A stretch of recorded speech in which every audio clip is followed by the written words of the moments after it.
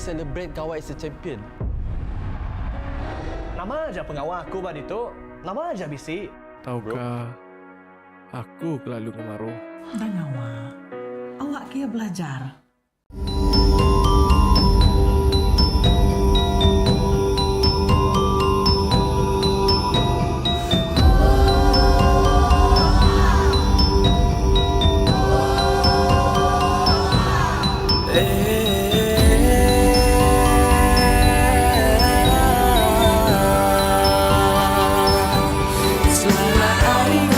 Good evening, you're now with me, Henry Gui, for Tvs Nightline, and here are the headlines for tonight.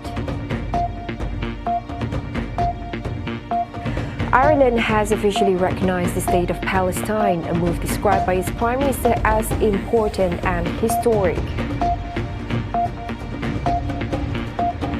The health ministers of Malaysia and the Maldives met in Geneva to discuss enhancing medical cooperation.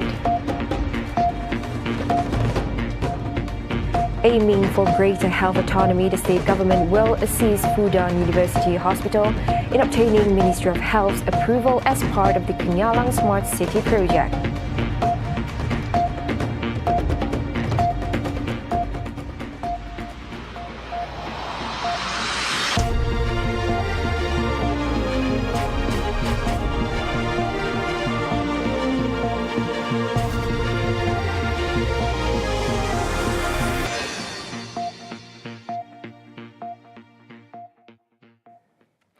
The Republic of Ireland has officially recognized a Palestinian state, a move which the Irish Prime Minister has described as important and historic.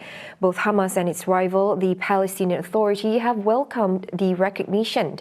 To commemorate the recognition, the Palestinian flag has now been raised at Leinster House, the seat of the Irish Parliament. Irish Prime Minister Simon Harris hails an act of powerful political and symbolic value after Ireland, Spain and Norway formally recognized a Palestinian state in a coordinated decision. Formal recognition of the state of Palestine here today is an act of powerful political and symbolic value. And I hope it sends the Palestinian people a message of hope that in this, their darkest hour, Ireland stands with them. The Irish government announced its recognition of Palestine as a sovereign state and agreed to establish full diplomatic relations with Ramallah, including appointing an ambassador and opening an embassy. Harris emphasized that this decision aims to support a two-state solution for peace between Israel and Palestine. The health ministers of Malaysia and the Maldives recently engaged in collaborative discussions on advancing medical cooperation. Malaysian Health Minister Dr. Zulkifli Ahmad met with his Maldivian counterpart, Dr. Abdullah Khalil, in Geneva, Switzerland, during the 77th World Health Assembly, in which Dr. Khalil described their meeting as productive. The Maldives is actively seeking Malaysia's support to enhance its medical sector. This collaboration aims to include vital programs such as training Maldivian doctors in Malaysia, providing scholarships and facilitating exchange programs, and continuous medical education for Maldivian healthcare professionals.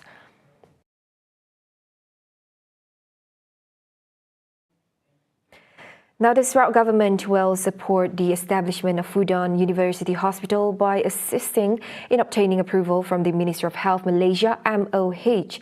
Deputy Premier of Sarawak, Dato' Amar Dr. Sim Kui Hian, mentioned that the hospital is a key component of the Kenyalang Smart City project KSC, aligning with Sarawak's goal of achieving greater health autonomy. FUDAN University Hospital signed MOU. We will work towards to making it happen because but it is very significant because it's education and health or health education. Either way you want to call it. Because there is also in line in what Sarawak wants in terms of health autonomy, education autonomy.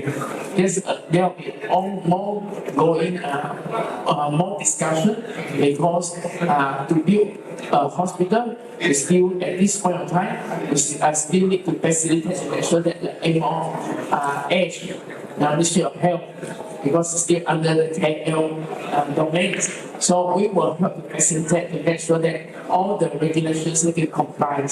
The state government will also assist in facilitating to ensure that regulations for Chinese traditional medicine by Fudan University will be complied with until Sarawak regains health autonomy. Dr. Sim believes this will fulfill the aspirations to integrate Chinese traditional medicine and Western medicine together, besides bringing medical and biology research to Sarawak. The Kenyalang Smart City KSC is anticipated to significantly enhance the development of a smart, integrated and sustainable urban development in Sarawak. Deputy Premier of Sarawak, Dr. Sim Kuihian, remarked that this initiative would lay the groundwork for the economic transformation of northern Sarawak, positioning the region as a developed and high-income area within Malaysia. Kenyalang Smart City is foundational to the future we want to shape in Sarawak as developed and high-income region in Malaysia, and therefore I pray that it will be successfully implemented. Therefore, I believe that developing a city in the manner KSC is being planned augurs well for the economic transformation. The northern part of Sarawak is set to undergo between now and 2050. Additionally, cities like Bintulu and Miri will experience economic booms by 2030 and beyond, with various renewable energy projects underway. Dr. Sim believes that the diversity of elements in KSC can be replicated in many parts of Sarawak, such as sustainable development models, green architectural design, integration of clean energy clusters, education and medical facilities. In the same program, a Memorandum of Understanding MOU has been established between Imasa Dynasty ID Company, Fudan University Integrative Medicine Institute, China Investment Financial Holdings, as well as China Broadnet, Sino-Hydro Bureau 12, Envision Energy Group, China Construction Development Malaysia, ESG Malaysia, and Greenray for this project. The Governor of Sarawak Tun Pahin Sri Dr. Wan Junaidi Tuanku Jaafar welcomed a courtesy call from the Sarawak Islamic Community Leaders Association at the Astana Negeri. This visit, led by Rashidi Junai, the North Kuching Division Pemanca and Chairman of the Sarawak Islamic Community Leaders Association, aimed to discuss current developments and the status of community leaders in Sarawak. Kita telah merancang kunjung Muhammad itu dah lama. Lebih dalam 3 minggu dulu. Dan kita daripada gabungan Kota Masyarakat Islam Negeri Sarawak nanti negeri daripada wakil-wakil bahagian seluruh negeri Sarawak yang hadir pada itu. Dan pada tadi bahasalah nak berjumpa dengan Penatua Utama Tun dan itu tertunailah permintaan kita nak berjumpa dengan Yang Berhormat Tun, yang Tuan Yang Terutama Tun. Dan alhamdulillah kita telah bercakap panjang lebar mengenai tadi kedudukan Ketua Masyarakat Negeri Sarawak, yang mana Ketua Masyarakat Negeri Sarawak merupakan mata dan telinga kerajaan yang bertugas siang dan malam 24 jam diperlukan. Speaking to reporters after the courtesy call, he revealed that Junaidi showed keen interest and responded positively to the issues raised. Cukup positif dan Tun mendengar dengan baik keluhan-keluhan kita dan nya pun rasa prihatin juga lah. Saya prihatin dan akan berbincang dengan Yang Berhormat Premier pada masa yang ditentukannya, insyaAllah. As such, he further added that Junaidi will discuss the compensation issue with the Premier of Sarawak, Dato' Patinggi Tan Sri Abang Johari Tun Oping, regarding the matter.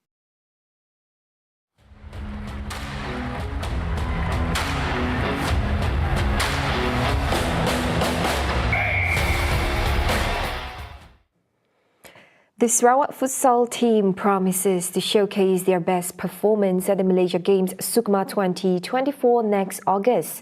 Its head coach Faizal Zamri mentioned that the coaching team has their own recipe to end the gold medal drought for Sarawak in this sport.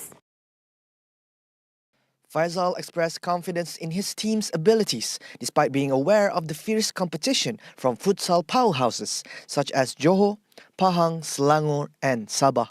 Mereka mempunyai jurulatih yang berpengalaman, mempunyai fenomena ataupun kata orang persekitaran futsal yang tengah maju sekarang ni, mungkin menjadi satu cabaran buat kami dengan pengalaman mereka yang banyak exposure game di luar berbanding yang kami yang kurang mendapat game. InsyaAllah kita akan cuba kali ini.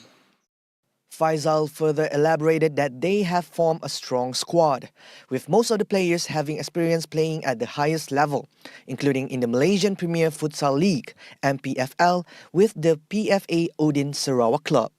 Sebahagian mereka kebanyakan pernah menyarung jersey Sarawak sebelum ini dan pernah bermain di peringkat remaja dulu dan pernah juga mewakili Malaysia dulu sekitar semasa mereka berumur 16 tahun dulu. Mungkin pengalaman itu sedikit boleh membantu mereka untuk perlawanan yang mereka harungi nanti. Semestinya semangat agi hidup bagi ngelaban ngap sayot kita akan bawakan kepada mana-mana negeri. Kita tahu mana-mana negeri mereka sudah tahu yang kita mempunyai semangat yang luar biasa dan ini adalah satu advantage buat kita bermain di gelanggang sendiri. Additionally, Faisal mentioned that the team has received a significant boost with the appointment of the former Malaysian futsal head coach Chew Chun Yong as the technical director of Sarawak Futsal.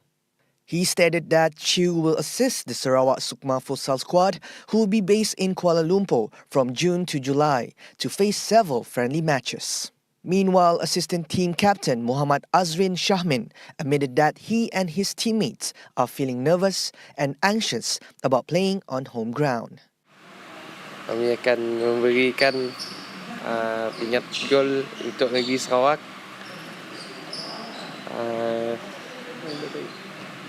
Kami akan main baik-baik dan bekerjasama dalam satu pasukan. Sarawak will host Sukma from August 17th to 24th, with events to be held in Kuching, Semarahan, Serian, Seri Aman, Betong, Sibu, Muka, Bintulu and Miri.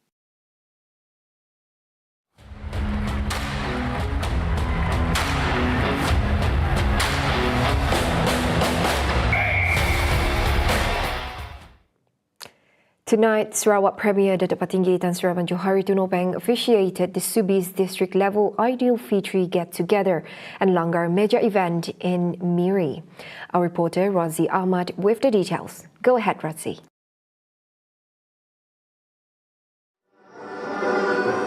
Well, thank you, Handy Gui in the studio. I'm here right now at the Waterfront Phase 2 Town Hall in Sukupo, Nia Subis for the Ideal Fitri Get-Together and Langgar major ceremony, which was officiated by the Sarawak Premier Datuk Patinggi Tan Sri Abang Johari Tunopeng.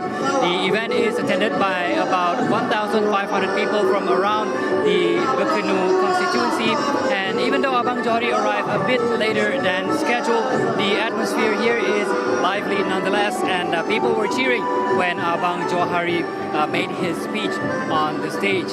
In his speech, he touched on a couple of things, mainly about the fact that the Sarawak government is really hoping that the Nia National Park passes the final assessment before it can be recognized as a UNESCO World Heritage Site.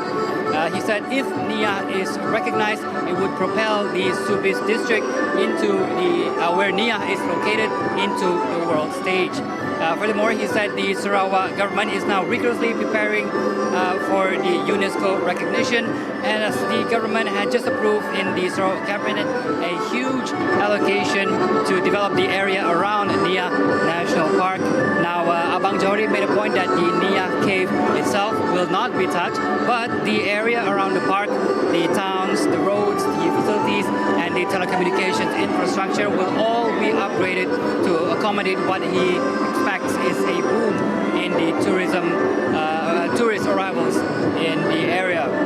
Now, he hasn't disclosed the actual actual amount of the allocation, as that will be announced at a later date. But according to him, it is a very large amount indeed. Other than that, he touched on a couple other things, like how Sarawak is now the number 2 exporter in the country behind Selangor, and all that is thanks to the hard work of its leaders and its people, and also the proper management of Sarawak's economy. But I'll leave it there for now. For more updates, we'll keep you posted on the full details over at our website at tvsarawak.my and also our social media. And with that, I am Razi Ahmad with videographer Zaim from Miri, Subis. Over back to you, Andy.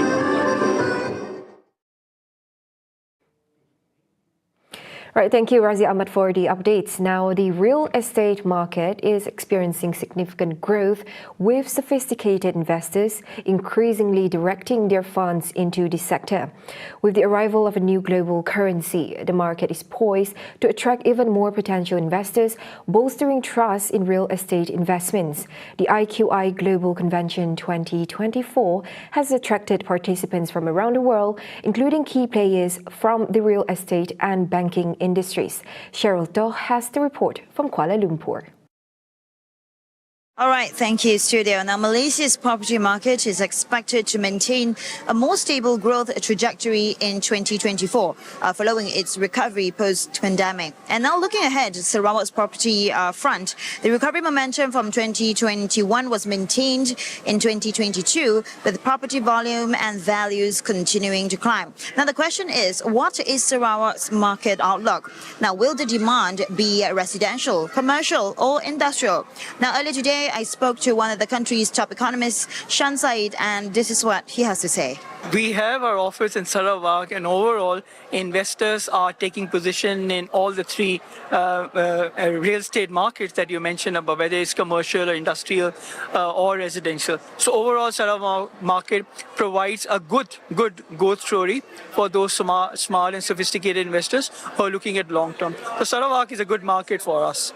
We can expect a 4 to 5% growth in Sarawak, especially in the real estate market. Appreciation looks strong, and overall the market is quite on the upsurge, so we are bullish on the market. All right, aside for that, in July, IQI's Global Convention 2024 gathered more than 4,000 participants from across 23 countries worldwide. And highlighting the convention early today, held at the Malaysia International Trade and Exhibition Centre, Kuala Lumpur, we spoke to one of the top performers, the winners, the head of the Sarawak Regional Branch, Jamie Tew, and of course, this is what she has to comment on Sarawak's property outlook, particularly zooming in on the real estate agents. This is what she has to say. Believe that this convention will also well known in whole Sarawak, and Sarawak also be ready.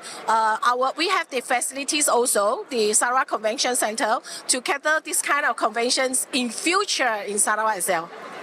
Yeah, I totally agree that today the property, we have to use social media, and you have to embrace the technology. With the technology, AI, and the social media, you can be more faster to reach out to your audience, to reach out to your buyers. Like old days, we are using the normal way, distributing all the catalogs, and then if just imagine you want to distribute a catalog to 300 people, and today just a single click and a posting, and then you can reach out to 3,000, even though 30,000 viewers. Right, and to conclude, Sarawak's property front is definitely gaining traction and a positive trajectory growth, as IQI remains bullish regarding the market in Sarawak, the region as a whole. And apart from that as well, Sarawak is looking ahead to actually hold the global convention like earlier, as we can be the forefront of international convention centers, pulling all industry experts and global players worldwide. And of course, real estate agents in Sarawak have to be ready for the artificial intelligence or the revolution that we are facing ahead. Now, that's all you have for me. For more updates, stay tuned to TVS's official website at tvsarawak.my and across all of TVS's social media platforms. That's all for me, Shoal Shamato, and videographer Faithul Amoni for TVS Kuala Lumpur. Over to you, studio.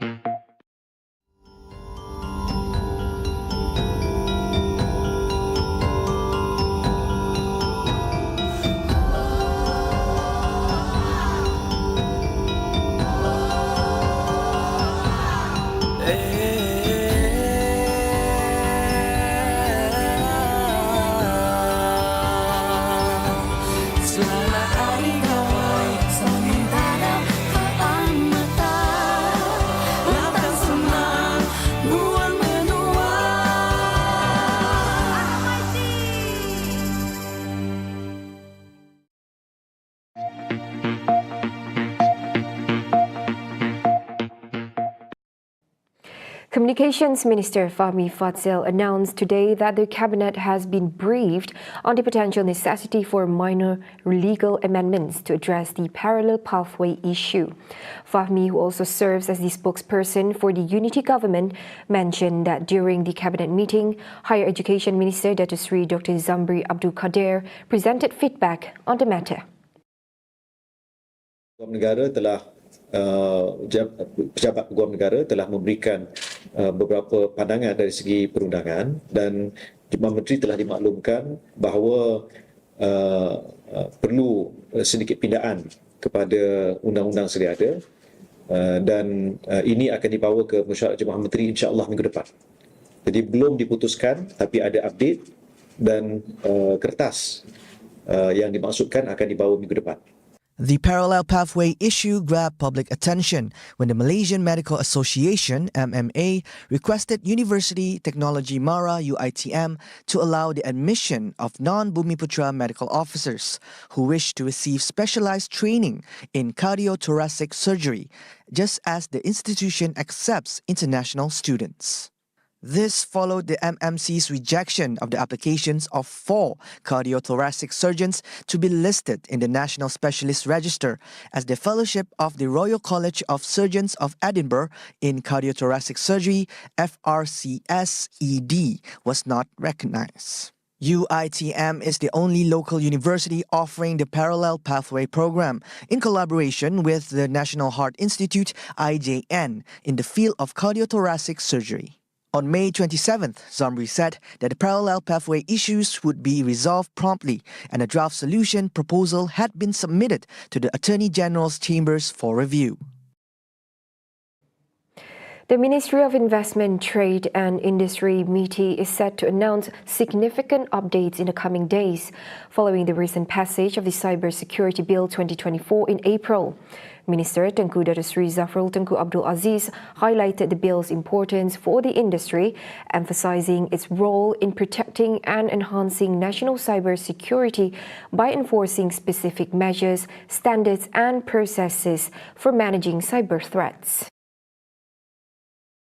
Tengku Zafrul said this when asked to comment about a report by East Asia Forum, where artificial intelligence AI venture capital investment is largely concentrated in Singapore, surpassing other big ASEAN economies like Indonesia, Malaysia and Thailand. According to the report, Southeast Asia is projected to reap considerable economic benefits from using AI, estimated to increase the region's total gross domestic product (GDP) by up to $950 billion or 13% by 2030. As the trajectory for AI innovation and regulation evolves, it said a more comprehensive regulatory framework is urgently needed to complement the newly introduced ASEAN Guide on AI Governance and Ethics. Early this month, Prime Minister Datuk Seri Anwar Ibrahim was reported as saying there is a need for a robust ecosystem to build a nexus for AI in the country, and the pace must be accelerated. The Securities Commission Malaysia (SC) is expected to launch the first social exchange SE in ASEAN by the end of 2024.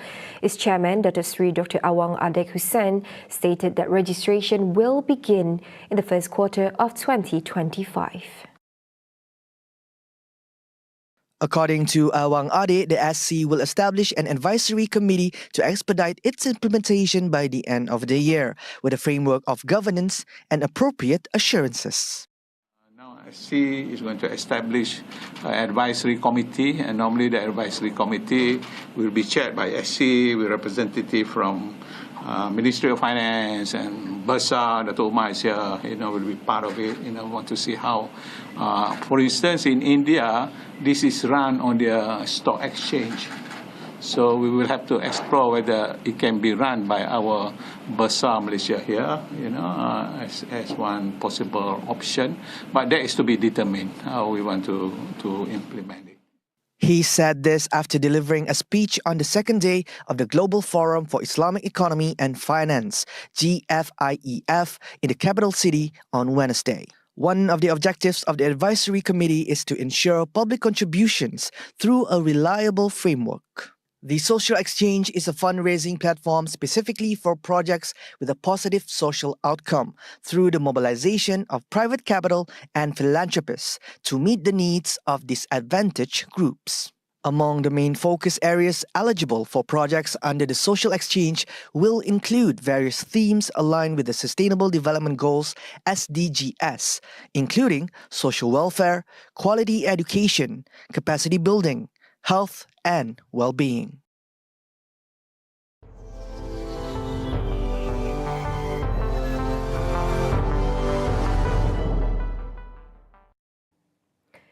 Supplies of food and medicine began arriving at the scene of a deadly landslide in Papua New Guinea, with 8 workers discovering children rendered mute by the shock of the disaster.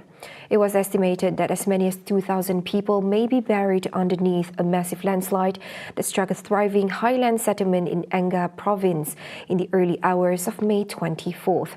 So far, only 6 bodies have been pulled from the mountain of churned-up earth after days of frantic digging. Meanwhile, the difficulties in getting aid and supplies to the site and the speed of the government response have stoked a mix of desperation and frustration on the ground. With rescue teams abandoning hope of finding new survivors under the meters of mud and rubble, the community has started to count the emotional and physical costs. Mourning locals have started carrying the dead away in immense house cry funeral processions, collective outpourings of love and grief that can last for weeks. Meanwhile, 8 groups fear children will bear the brunt of the catastrophe, estimating that 40% of the residents in the area are younger than 16. Wrapping up the Nightline, former Prime Minister of Thailand, Thaksin Shinawatra, will be prosecuted for insulting the monarchy over some comments he made almost a decade ago. A spokesman for the Attorney General said the ex-Prime Minister would be summoned to court on June 18th to answer to charges under the kingdom's strict lèse majesté laws.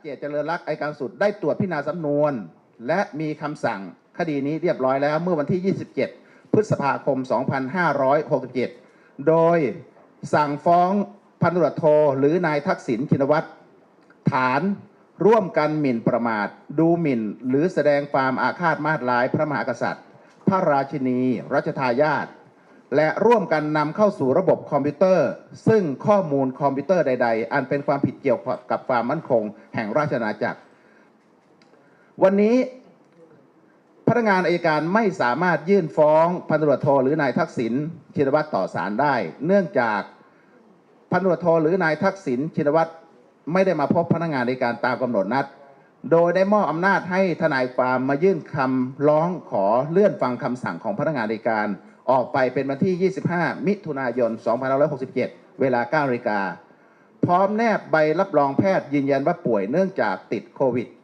นำมายื่นแล้วเห็นว่าเหตุขอเลื่อนเนื่องจากอาการป่วยเพราะติดโควิดโดยหมอให้พักสังเกตอาการถึงวันที่ 3 มิถุนายนจึงอนุญาตให้เลื่อนไปเป็นวันที่ 18 พฤษภาคม 2567 เวลา 9 นาฬิกาเพื่อให้ประธานโทษ 18 มิถุนายน 2567 เวลา 9 นาฬิกาเพื่อนัดThaksin, 74, is a 2-time premier who was ousted in a 2006 coup and then lived in self-exile for 15 years. He returned to Thailand last year as his Pheu Thai party took power at the head of a coalition government. Thailand has some of the world's strictest royal defamation laws protecting King Maha Vajiralongkorn and his close family, with each charge bring a potential 15-year prison sentence. Meanwhile, Thaksin's lawyer Winyat Chamontri said he would fight the charges. Those were the updates on TVS Nightline. I'm Handy Gui. Thank you for watching. Have a good night.